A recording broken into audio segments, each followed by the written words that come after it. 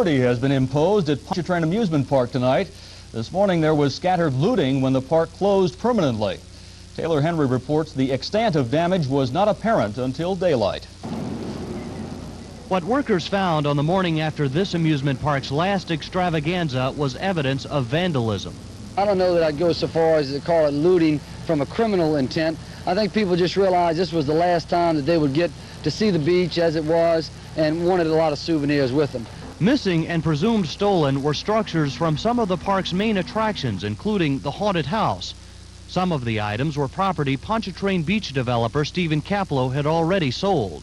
There was no real economic value in most of the things that were taken. They were just taken as souvenirs. Nonetheless, Kenner Mayor Aaron Broussard, whose city will later feature some of the rides at its Rivertown development, ordered more security. I am concerned about security overnight, so I am going to reinforce the present security system by asking the National Guard to station some MPs throughout the area. National Guard troops using heavy equipment began dismantling the park here since 1939. The rides people came here to enjoy are all still. Never again will they be operated here.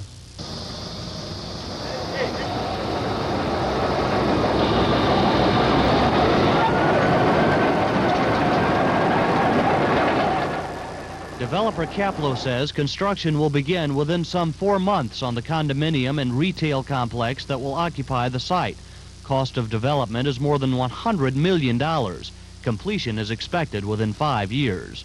Taylor Henry, Channel 4 Eyewitness News. In Kenner, at the Rivertown site, Representative Lindy Boggs was getting a walking tour of the planned tourist attraction, seeing where the steamboat housing the Beverly Dinner Playhouse will be docked, hearing about the planned aviary for tropical birds, the plantation-style hotel, old-fashioned gazebo, the commuter train to the World's Fair, and more. Since Governor Treen named this the official state railroad museum, this could possibly draw between 300 and 500,000 people a year. And she heard some of the local color and history. When Kenner was the South's greatest vegetable center. The truth is, this area looks like a lot of other small neighborhoods located alongside the Mississippi River. But Representative Boggs is excited about the idea of preserving, renovating, and revitalizing this area. As you can see, the transformation is already underway, and she's convinced she can get some federal funding to help out.